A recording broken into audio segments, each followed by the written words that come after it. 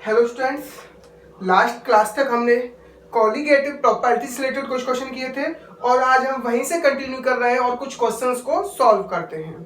तो this question is calculate the freezing point depression, यानी कि डेल्टा टी एफ पूछ रहा है, यानी कि डिप्रेशन इन फ्रीजिंग पॉइंट पूछ रहा है आपसे।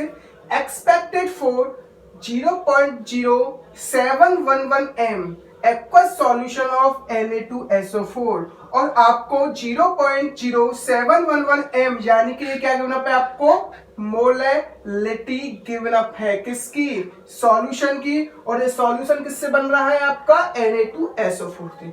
यहां तक बात समझ में आ रही होगी और आपको इसकी हेल्प से डेल्टा टीएफ निकालना है। लेकिन क्वेश्चन में दूसरा पॉइंट क्या है वो समझते हैं। If this solution actual freeze at -0.320 degree Celsius, actual में ये जो आपका फ्रीजिंग पॉइंट आएगा वो क्या आएगा, एक्चुअल में वो फ्रीज सॉल्यूशन कितने डिग्री सेल्सियस पे होगा, दिस टेम्परेचर पर। लेकिन इसकी हेल्प से भी हम डेल्टा टीएफ निकाल सकते हैं, इसकी हेल्प से भी डेल्टा टीएफ आएगा, इसकी हेल्प से भी डेल्टा टीएफ आएगा। लेकिन जो हम डेल्टा टीएफ इसकी हेल्प से निकालेंगे वो आपका थ्योरेटिकल होगा, यानी कि कैलकुलेटेड होगा। एक्चुअल में वो कितना फ्रीज हो रहा है ये किससे पता पड़ेगा, आपको ऑब्जर्वेशन से या फिर प्रैक्टिकल से। तो it is observed depression in freezing point. यहां तक बात समझ में आ गई होगी। यहां हम टू टाइप से फ्रीजिंग पॉइंट निकाल सकते हैं जो आपको क्वेश्चन में गिवन अप है इस कंडीशन से, तो क्या होगा कैलकुलेटेड। लेकिन एक्चुअल में वो जो फ्रीज हो रहा होगा उस वाले टेम्परेचर की हेल्प से हम डिप्रेशन इन फ्रीजिंग पॉइंट भी निकाल सकते हैं। लेकिन वो कौन सा होगा, आपका observe depression in freezing point. और उसने पूछा है what will be the value of वार्नसा फैक्टर, और आपको आई की वैल्यू निकालनी है। यहां तक बात आपको समझ में आ गई होगी। अब आपको पता है आई की वैल्यू निकालने के कितने फॉर्मूले होते हैं भाई, 3 फॉर्मूले। एक होता है normal molar mass upon abnormal molar mass, तो यहां पर ये वाला फॉर्मूला तो एप्लीकेबल होगा नहीं। सेकंड जो होता है वो होता है आपका ऑब्जर्व्ड कॉलिगेटिव प्रॉपर्टीज,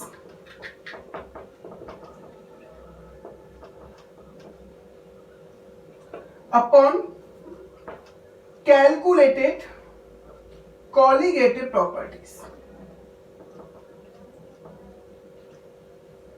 लेकिन देखो अब यहां पर कॉलिगेटिव कौन सी है भाई, डिप्रेशन इन फ्रीजिंग पॉइंट। तो हम ये लिख सकते हैं I equal to depression in freezing point, यानी observe depression in freezing point upon depression in freezing point that is calculated.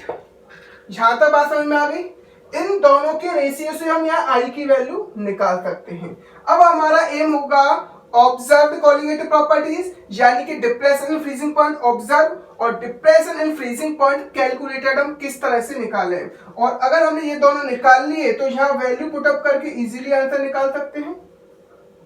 यहां तक बात समझ में आ रही है आपको। अब हम बात करते हैं डेल्टा टी एफ हम कैलकुलेटेड किस तरह से निकालेंगे। डेल्टा टी एफ कैलकुलेटेड हम लिखेंगे यहां पर के एफ इंटू एम।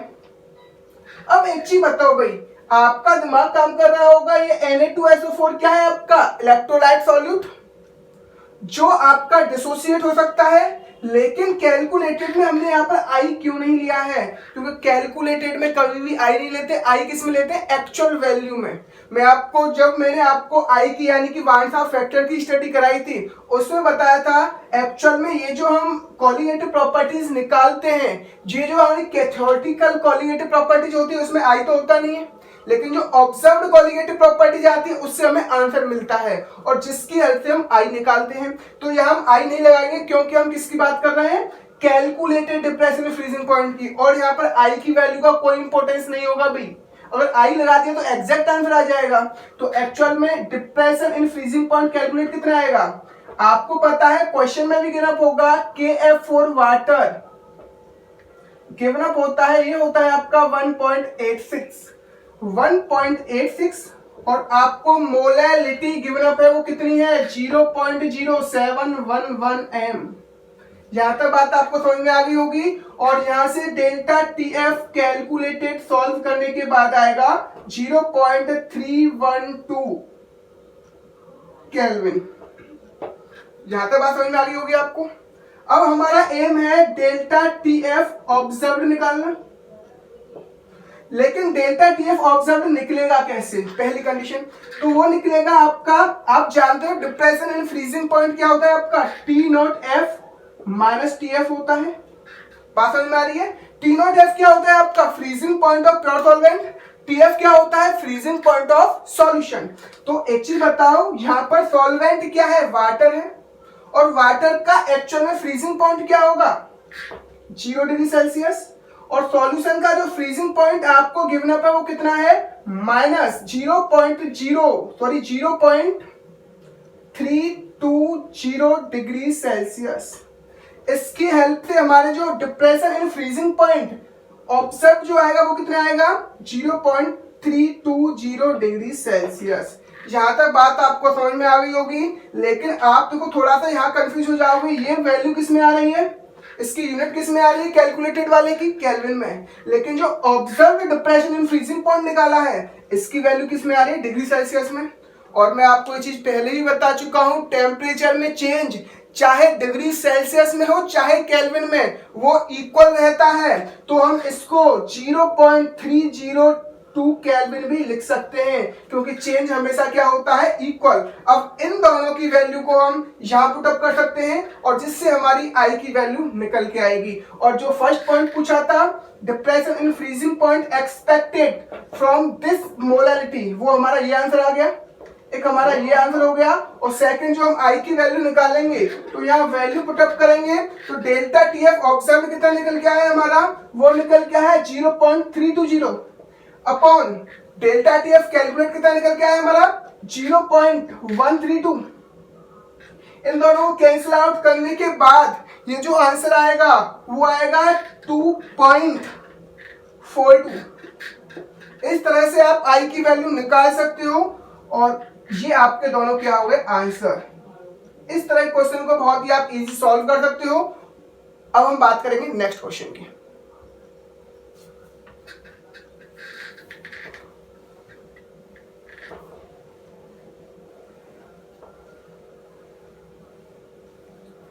अब हम स्टार्ट करते हैं next question. 2 gram of benzoic acid dissolved in 25 gram of benzene, so a depression freezing point is equal to 1.62 Kelvin। यानी कि आपको डिप्रेशन और फ्रीजिंग पॉइंट की वैल्यू दे रखी है, और कब ये डिक्रीजमेंट आएगा, जब आप 2 ग्राम बेंजोइक एसिड 25 ग्राम बेंजीन में मिलाओगे तो उसके फ्रीजिंग पॉइंट में कुछ डिक्रीजमेंट आएगा, उसकी वैल्यू आपको गिवन अप है। इफ KF फॉर बेंजीन और KF बेंजीन के लिए KF की वैल्यू गिवन अप है, तो पूछा है what is the percentage of association of acid, यानी कि परसेंटेज एसोसिएशन पूछा है आपको if it form a dimer in solution, यानी कि यहाँ पर इसके 2 मॉलिक्यूल मिलके कितने मॉलिक्यूल बना रहे होंगे, 1 मॉलिक्यूल। एक्चुअल में आपसे पूछा क्या है, परसेंटेज एसोसिएशन पूछा है। क्वेश्चन को ध्यान समझना, परसेंटेज एसोसिएशन पूछा है, यानी कि परसेंटेज अल्फा पूछा है आपसे। और अल्फा, परसेंटेज अल्फा निकालने के लिए आपको अल्फा निकालना पड़ेगा। अल्फा निकालने के लिए आप जानते हो परसेंट डिग्री ऑफ एसोसिएशन कितना होता है, I-1 अपॉन 1 अपॉन n-1। अगर आपको अल्फा की वैल्यू निकालनी है तो आपको उसके लिए किसकी वैल्यू निकालनी पड़ेगी, वांटा फैक्टर की वैल्यू निकालनी पड़ेगी। वांटा फैक्टर की वैल्यू निकाल के आप अल्फा की वैल्यू निकालोगे, और अल्फा की वैल्यू से आप परसेंटेज डिसोसिएशन आराम से, परसेंटेज एसोसिएशन आराम से निकाल सकते हो।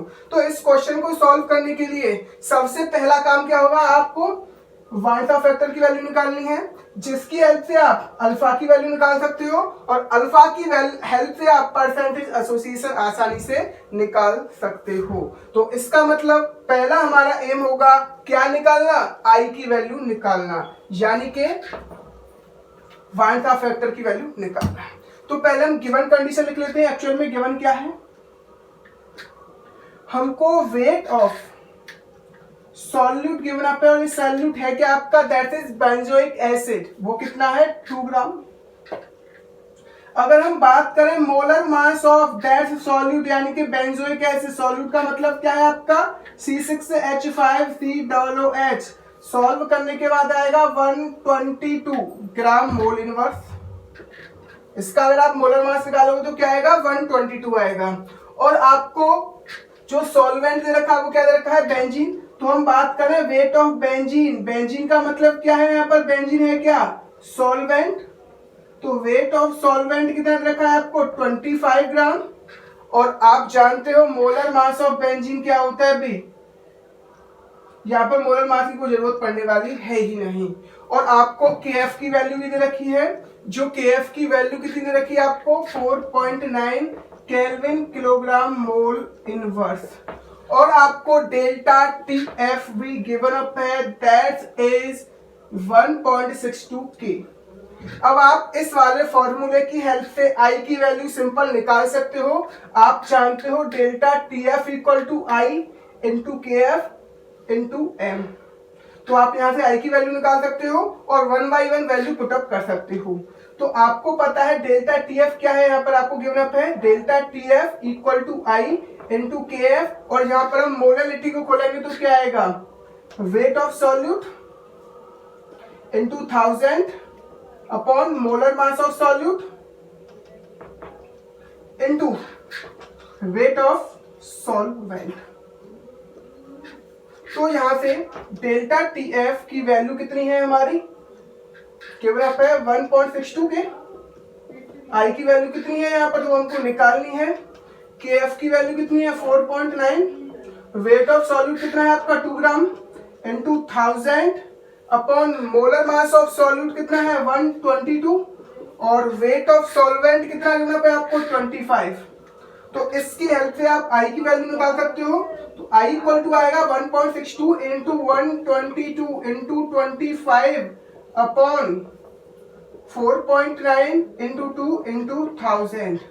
और इसको सॉल्व करने के बाद जो आपकी एक्चुअल में I की वैल्यू आने वाली है वो आएगी 0.504। इसको सॉल्व करने के बाद आपकी I की वैल्यू क्या आएगी, 0.504। अब आपका I निकल चुका है। अब आपका नेक्स्ट टारगेट होगा क्या निकालना, डिग्री ऑफ एसोसिएशन। अगर आपको पता है डिग्री ऑफ एसोसिएशन किससे रिप्रेजेंट करते हैं, अल्फा से। और वो क्या होता है आपका I-1 अपॉन 1 अपॉन n-1।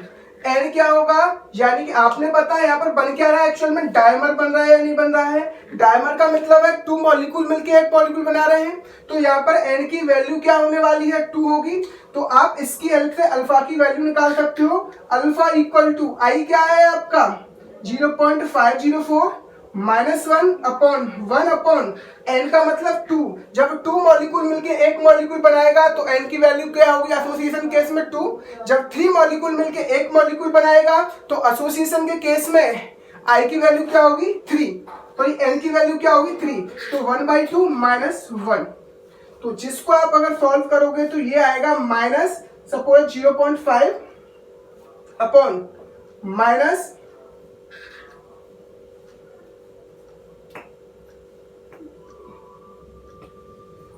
ये समथिंग आएगा। इसको सॉल्व करने के बाद जो एक्चुअल में वैल्यू आएगी वो आएगी 0.992। एक्चुअल में इसको सॉल्व करने के बाद वैल्यू क्या आने वाली है आपकी, 0.992 वैल्यू आएगी। यहाँ तक ये बात आपको समझ में आ गई।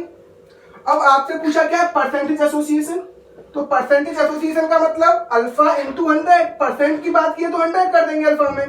तो 0.992 इंटू 100, तो इसका मतलब 992% बेंजोइक एसिड क्या हो रहा है, एसोसिएट हो रहा है। और इस तरीके से आप डिग्री ऑफ एसोसिएशन या फिर अगर क्वेश्चन में डिग्री ऑफ डिसोसिएशन पूछा हो तो आप इजीली सॉल्व कर सकते हो।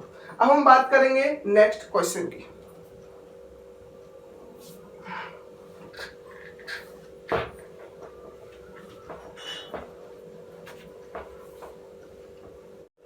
अब हम देखते हैं next question. This is NCERT first question is 2.33 exercise 2 का 33 क्वेश्चन है। तो क्वेश्चन क्या कह रहा है आपका, 19.5 ग्राम ऑफ CH2FCOOH, इसे हम कहते हैं fluoro acetic acid, is dissolve in 500 gram of water. जब आप 19.5 ग्राम ऑफ फ्लोरोएसिटिक एसिड को 500 ग्राम ऑफ वाटर में डिजॉल्व करोगे तो the depression in the freezing point यानी कि डेल्टा टी एफ यानी कि फ्रीजिंग पॉइंट में कितनी कमी ऑब्जर्व की गई, 1 डिग्री सेल्सियस की जो कमी थी वो ऑब्जर्व की गई। यहां तक बात आपको समझ में आ गई होगी। Calculate the one half factor. अब वो वन हाफ फैक्टर की वैल्यू पूछ रहा है और आपसे dissociation constant of fluoroacetic acid और डिसोसिएशन कांस्टेंट की वैल्यू भी वो पूछ रहा है। तो आप सिंपल बहुत इजीली इस क्वेश्चन को सॉल्व कर सकते हो। और आप पहले क्या निकालोगे, वन हाफ फैक्टर तो आप इजी निकाल लोगे, लेकिन अब ये आपके दिमाग में आ रहा होगा डिसोसिएशन कांस्टेंट है क्या। हम इसकी बाद में बात करेंगे, पहले हम क्या निकाल लेते हैं, सॉरी डिसोसिएशन कांस्टेंट है क्या, पहले हम वन हाफ फैक्टर निकालें उसके बाद हम डिसोसिएशन कांस्टेंट की भी बात करेंगे। अब देखो आपको क्या गिवन अप है, वेट ऑफ सॉल्यूट यानी कि वेट ऑफ फ्लोरोएसिटिक एसिड कितना गिवन अप है, 19.5 ग्राम। और आपको वेट ऑफ सॉल्वेंट कितना गिवन अप है भैया, आपको 500 ग्राम। और आपको डेल्टा टी एफ कितना दिया हुआ है, 1 डिग्री सेल्सियस। और आपको पता है के एफ फॉर वाटर क्वेश्चन में कितना होगा आपको 1.86 केल्विन किलोग्राम मोल इनवर्स। यहां तक बात आपको समझ में आ गई होगी।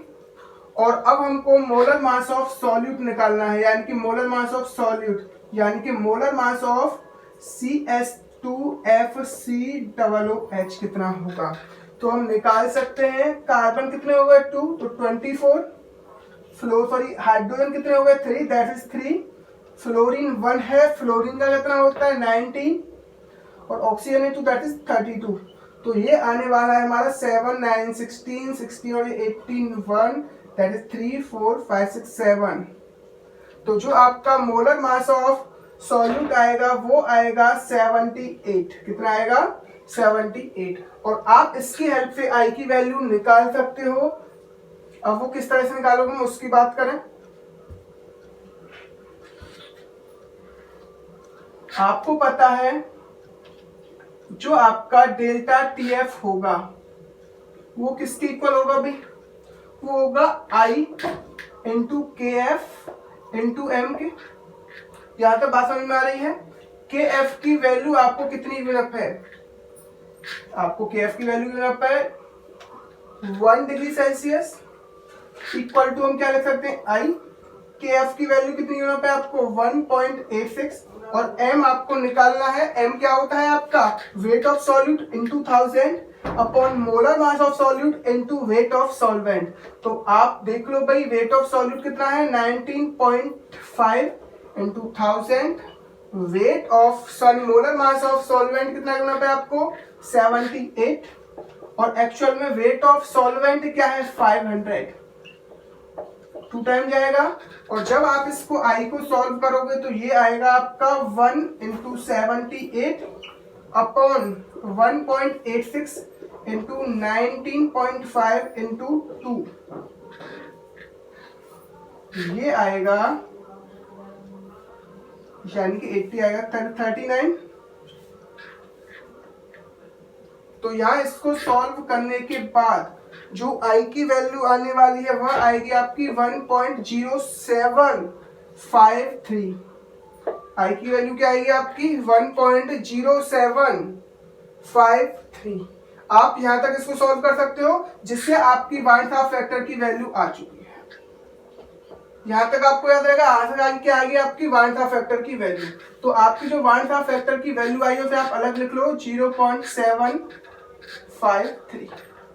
इसको हम बिल्कुल अलग रखते हैं जिसकी हमको रिक्वायरमेंट पड़ने वाली है। यहां तक आपका वन हाफ फैक्टर आ गया। लेकिन हम जो सेकंड चीज देखने वाले हैं दैट इज डिसोसिएशन कांस्टेंट। तो आप डिसोसिएशन कांस्टेंट किस तरह से निकालोगे हम उसकी बात करेंगे। तो देखते हैं हम डिसोसिएशन कांस्टेंट किस तरह से निकाल सकते हैं।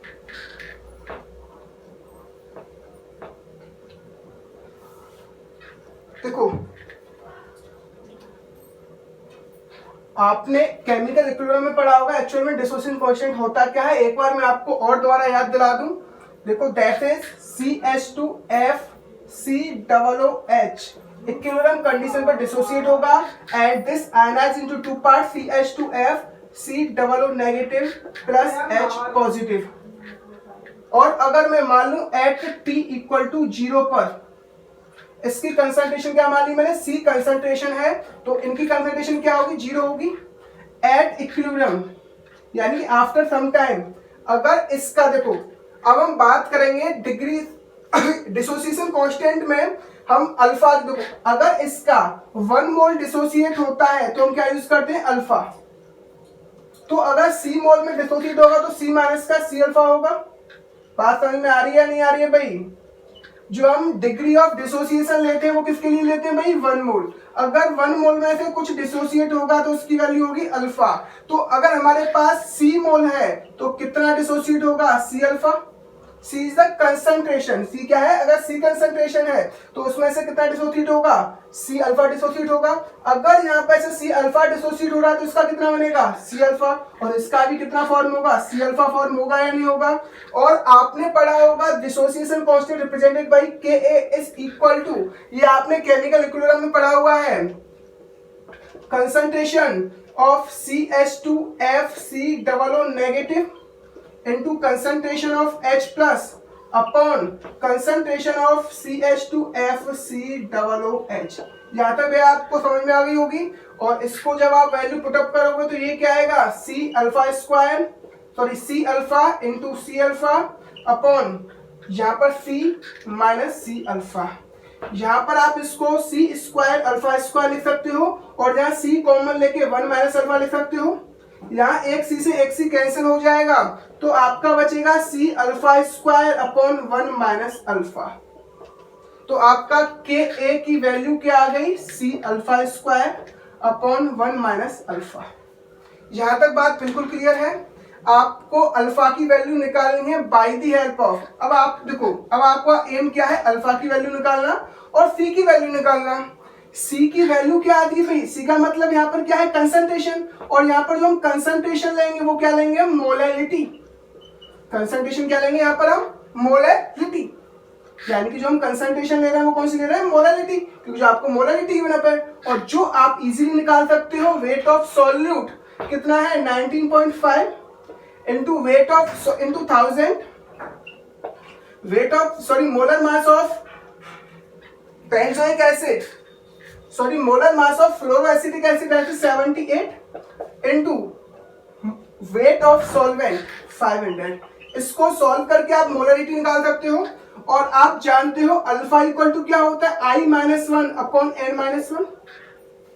तो यहां से आप अल्फा की वैल्यू निकाल लो। I की वैल्यू क्या है आपकी 1.0753 माइनस 1, और N का मतलब होता है जो आपका सॉल्यूट जितने पार्ट में ब्रेक होगा वही N की वैल्यू होगी। यहाँ पर आपने देखा जो आपका फ्लोरोएसिटिक एसिड है वो CH2FCOO नेगेटिव और H पॉजिटिव में ब्रेक हो रहा है, यानी कि 2 पार्ट में ब्रेक हो रहा है। तो यहाँ पर N की वैल्यू क्या होगी, 2 माइनस 1। इसको सॉल्व करने के बाद क्या आएगा, 0.0753 अपॉन 1।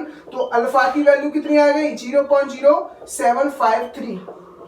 तो आपके पास यहाँ से C की वैल्यू आ जाएगी, यहाँ से अल्फा की वैल्यू आ जाएगी, और आप इन दोनों वैल्यू को यहाँ पुटअप करके आंसर इजीली निकाल सकते हो। चलो एक बार मैं पुटअप करके दिखा देता हूँ आपको। Ka equal to C alpha square upon 1 minus alpha. यहाँ पर K क्या है आपका, डिसोसिएशन कांस्टेंट। Ca की वैल्यू आप यहाँ से निकाल लोगे भाई, यहाँ पर हम इसको 2 टाइम मान लेते हैं।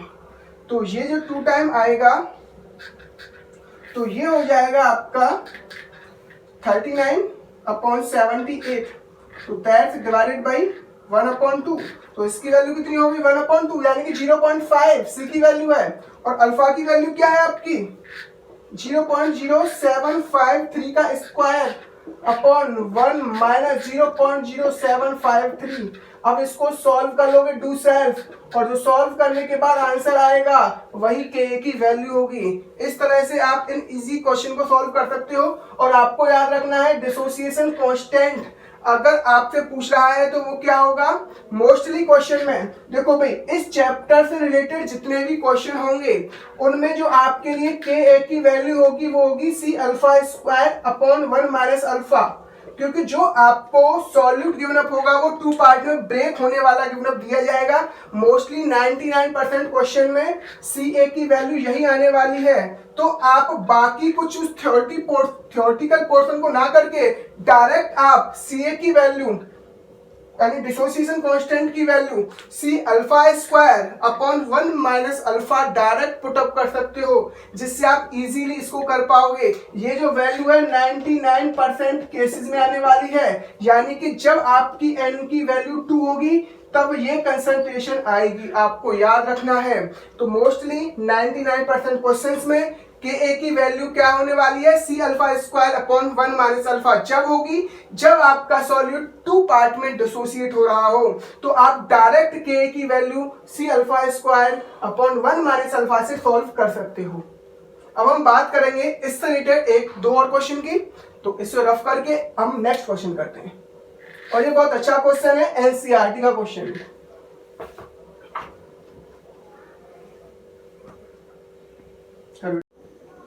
अब हम बात करेंगे next question, this is NCERT exercise का 32 question number question. Calculate the depression in freezing point of water, यानी कि आपसे डेल्टा टीएफ पूछ रहा है।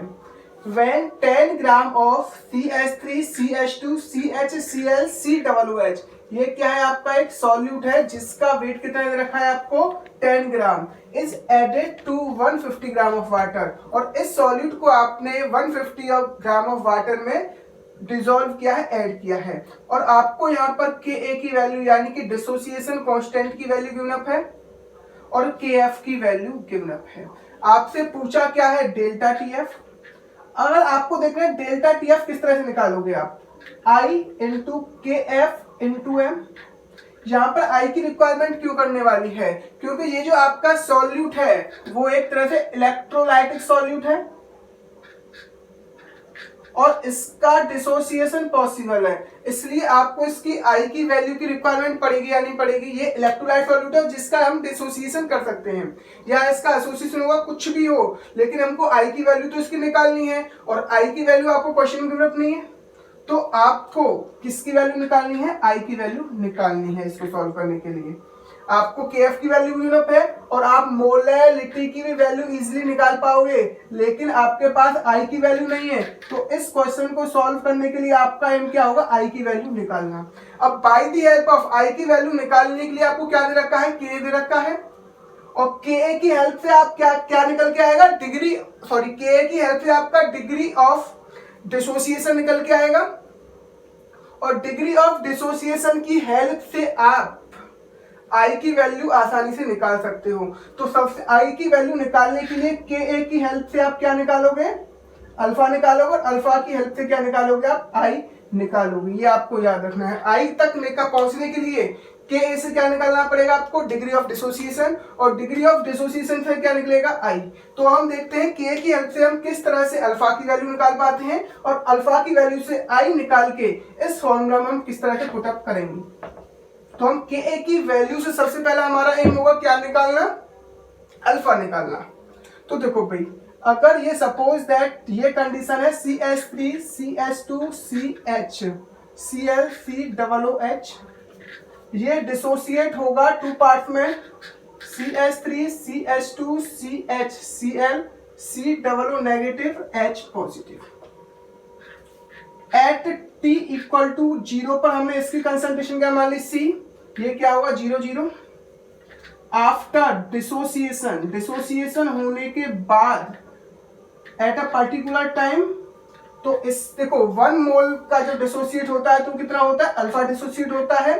यहाँ पर कितना मोल है आपका, सॉरी कितना आपका कंसंट्रेशन है, अगर आपकी कंसंट्रेशन 1 हो तो अल्फा डिसोसिएट होगा, और कंसंट्रेशन आपकी C है तो कितना डिसोसिएट होगा, C अल्फा। तो हम कह सकते हैं C माइनस C अल्फा।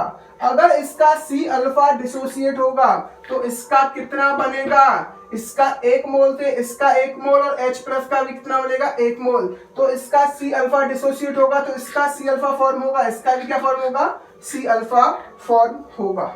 यहाँ तक आपको ये बात समझ में आ गई होगी।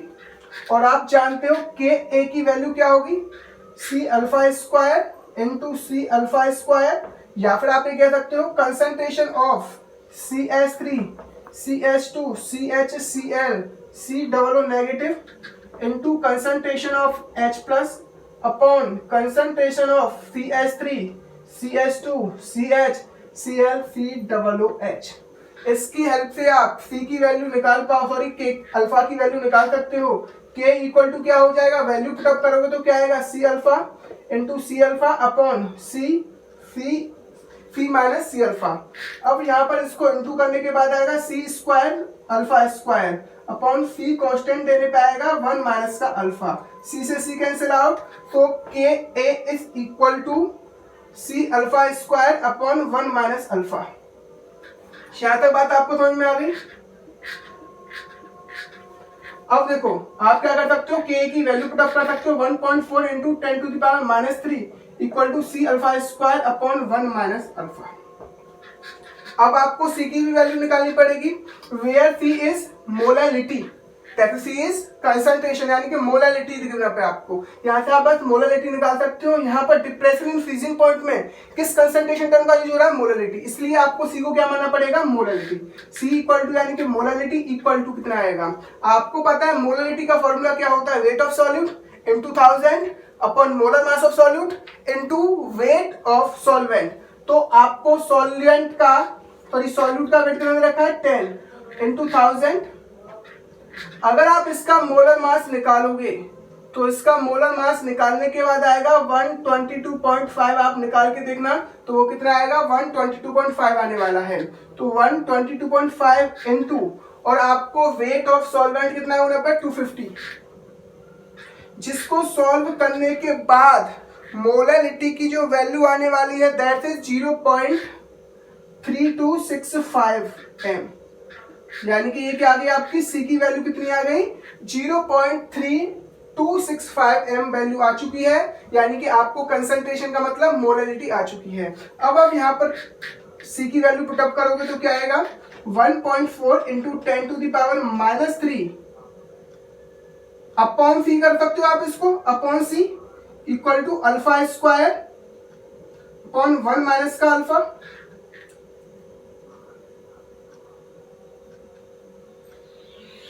यहां तक बात समझ में आ गई होगी आपको। तो 1.6 into 10 to the power minus upon c की वैल्यू क्या है आपकी 0.3265 equal to into 1 minus alpha equal to alpha square और नोट। यहां तक बात समझ में आ गई होगी आपको। अब आप इसको सॉल्व करोगे तो यहां से आप अल्फा की वैल्यू इजीली निकाल सकते हो।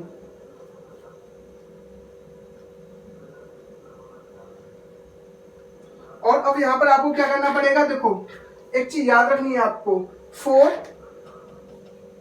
यहां पर आपको जो अल्फा की वैल्यू है वो बहुत ही कम, 4 very very small solution, small for very very small, small कह सकते हो डिसोसिएशन। अगर बहुत कम डिसोसिएशन होगा तो 1 माइनस अल्फा की हम क्या रख सकते हैं 1 रख सकते हैं, और इसलिए 1 माइनस अल्फा की वैल्यू भी क्या आ जाएगी आपकी 1 आ जाएगी। तो हम कह सकते हैं 1.6 into 10 to the power -3 upon 0.3265 ये इंटू 1 हो जाएगा इक्वल टू अल्फा स्क्वायर। तो alpha equal to root 1.4 into 10 to the power -3 upon 0.3265, जिससे आपकी जो अल्फा की वैल्यू आएगी वो आएगी 0.065। यहां तक आपको बात समझ में आ गई। आपकी कंसंट्रेशन यानी कि मोलैलिटी आ चुकी है, आपकी अल्फा की वैल्यू आ चुकी है, और अब आपको निकालनी किसकी वैल्यू है, आई की वैल्यू। और आपने आई की वैल्यू निकाल लोगे तो आप इजीली डिप्रेशन में फ्रीजिंग पॉइंट निकाल सकते हो। आप जानते हो अल्फा इक्वल टू क्या होता है, आई माइनस 1 अपॉन एन माइनस 1 होता है। अल्फा की वैल्यू कितनी आई है हमारी 0.065 इक्वल टू आई माइनस 1। अब एक चीज बताओ, ये सॉल्वेंट कितने पार्ट में ब्रेक हो रहा है, 2 पार्ट में। अगर कोई सॉल्वेंट 2 पार्ट में ब्रेक होता है तो उसके लिए एन की वैल्यू क्या होगी 2 होगी, तो 2 माइनस 1, सो दैट इज 1। तो हम कह सकते हैं I इक्वल टू 0.065, ये इधर जाएगा तो +1 हो जाएगा, तो I इक्वल टू 1.065। यहाँ तक बात समझ में आ गई आपको। और आप इसकी हेल्प से डेल्टा TF भी निकाल सकते हो। डेल्टा TF इक्वल टू क्या होगा? अब आपका एम क्या कैलकुलेट करने का है? डिप्रेशन एंड फ्रीजिंग पॉइंट, जो किसके इक्वल होगा? I into KF into M. I की वैल्यू क्या आ चुकी है हमारी? 1.065। KF की वैल्यू जो आपको क्वेश्चन में गिवन है दैट इज 1.86, और यहाँ पर हम मोलरिटी यानी कंसंट्रेशन निकाल चुके हैं जो कितनी आई थी? 0.325, और इसको आप सेल्फ सॉल्व कर सकते हो, और जिसकी वैल्यू सॉल्व करने के बाद आने वाली है 0.647 डिग्री सेल्सियस या केल्विन। चेंज आप सेल्सियस में लिख लो या केल्विन में, बात एक ही है। यहाँ तक बात आपको समझ में आ गई होगी। यानी कि आपका जो एम था इस क्वेश्चन में वो क्या था? आई की वैल्यू निकालना, और आई की वैल्यू आपको किसकी हेल्प से मिल सकती है? के की हेल्प से। देखो आपने के की हेल्प से पहले क्या निकाला? अल्फा। अल्फा की वैल्यू की हेल्प से क्या आ जाएगा? आई, और आई की हेल्प से आपने डिप्रेशन एंड फ्रीजिंग पॉइंट निकालना है। तो हल्का सा आपको दिमाग को जनरेट करना पड़ेगा किस तरह से एक दूसरे टर्म को आपको ऐड करना है। लेकिन आपको याद रखना है यहाँ पर 1 माइनस अल्फा को हमने क्या मान लिया है? 1 मान लिया है। हमने किसके लिए माना? वेरी वेरी स्मॉल डायल्यूशन, यानी कि बहुत कम अमाउंट में डायल्यूशन हो रहा हो उस केस में, तो 1 माइनस अल्फा इक्वल टू क्या कर सकते हैं? 1। अगर इसे हम नेग्लेक्ट नहीं करते तो क्वेश्चन बहुत ज्यादा डिफिकल्ट हो जाता है और आप इसको सॉल्व नहीं कर पाते। तो इस तरह की सिचुएशन में आप 1 माइनस अल्फा को क्या कर सकते हो? इक्वल टू क्या कर सकते हो? 1 कर सकते हो, और यहाँ पर अल्फा को आप नेग्लेक्ट कर सकते हो। यहाँ तक आपको क्वेश्चन समझ में आ गया होगा। अब हम बात करेंगे इससे रिलेटेड नेक्स्ट क्वेश्चन।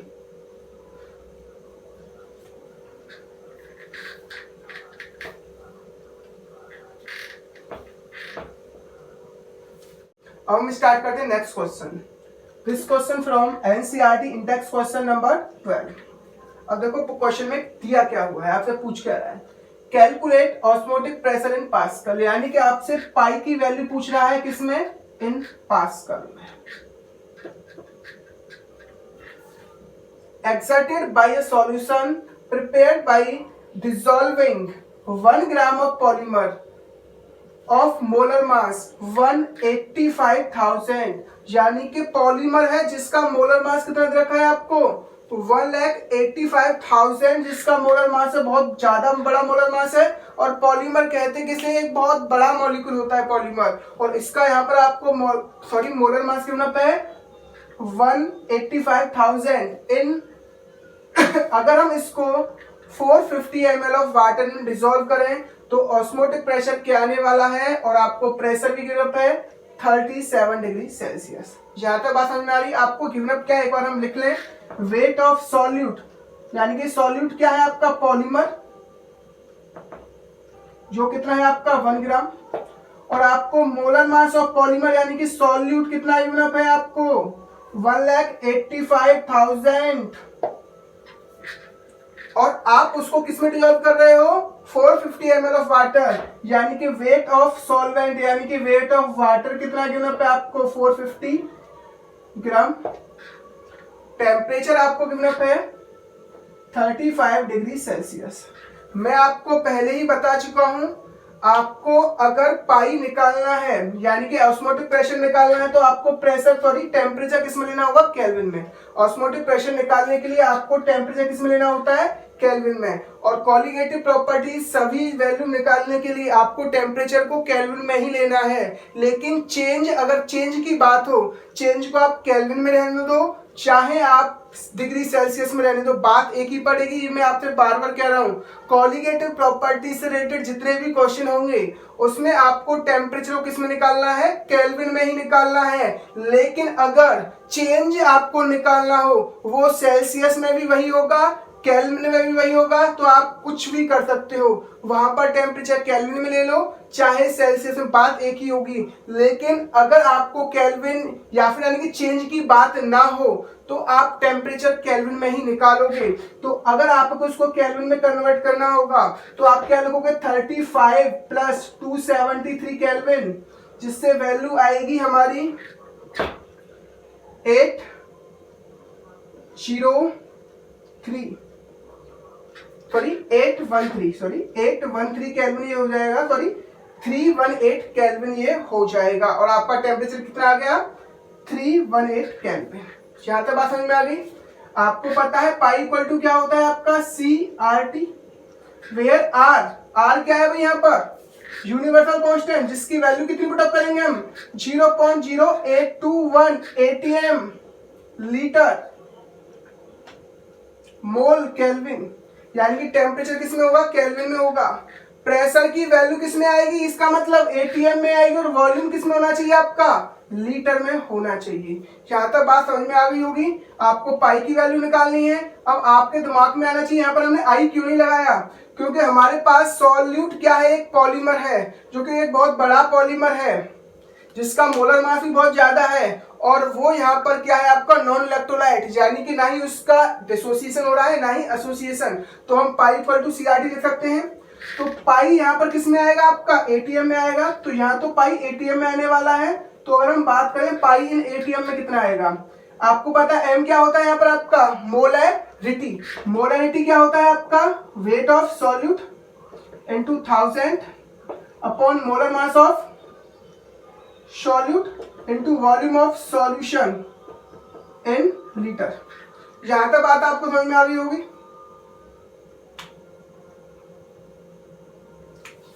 यहां तक बिल्कुल सही है, इनटू R और इनटू T। तो पाई इन ATM कितना निकल के आएगा यहां समझ लेते हैं। आपको वेट ऑफ सॉल्यूट कितना होना पे आपको 1 gram into 1000, molar mass of solute कितना आता है आपको 185,000 इनटू वॉल्यूम ऑफ सॉल्यूशन कितना है, यानी कि आपको दे रखा है 1 ग्राम आप किस में मिक्स कर रहे हो 450 ml ऑफ वाटर में। यहाँ पर वेट ऑफ सॉल्वेंट नहीं है, it is a volume of solution. ये क्या है आपका वॉल्यूम ऑफ सॉल्यूशन, वो कितना है आपका 450 ml। अगर आप उसमें 1 ग्राम पॉलीमर मिक्स करोगे तो उससे वॉल्यूम में कोई इफेक्ट आने वाला ज्यादा कुछ है नहीं। तो हम वॉल्यूम ऑफ सॉल्यूशन को ही क्या कहेंगे 450 ml ही कहेंगे। इनटू R की जगह क्या रखना है आपको 0.0821 और T की जगह क्या आएगा आपका 318 केल्विन। बात समझ में आ रही है। और जिसको मोस्टली सॉल्व करने के बाद जो आंसर आना चाहिए वो आना चाहिए 31.10⁻⁻5 ATM। इसको सॉल्व करने के बाद आंसर क्या आएगा 31.10⁻⁻5 ATM अप्रॉक्स। एग्जैक्ट वैल्यू नहीं पता वैसे मुझे, अप्रॉक्स वैल्यू पता है जो मैंने सॉल्व की है। पाई की वैल्यू क्या आएगी 31 × 10⁻⁻5 ATM। और आपसे ATM पूछा क्या है, किसमें पूछा है पास्कल में। और आप जानते हो 1 ATM इक्वल टू 10⁵ पास्कल होता है। तो आप इसको सिंपल क्या कह सकते हो पाई इक्वल टू 31 × 10⁻⁻5 ATM की क्या पुटअप करोगे 10⁵ pascal into 10⁵ pascal. So pi equal to 31 pascal. अब आपका ऑस्मोटिक प्रेशर किस में आ गया पास्कल की यूनिट में आ गया। इस तरह से आप क्वेश्चंस को सॉल्व कर सकते हो। तो ये 108 आएगा क्या 108 308 इसको लिख लेना है 308 है आपका। ये क्या है आपका प्रेशर एक्चुअल में टेम्परेचर कितना आएगा 308। इस तरह से आप सभी क्वेश्चंस को सॉल्व कर सकते हो। धन्यवाद।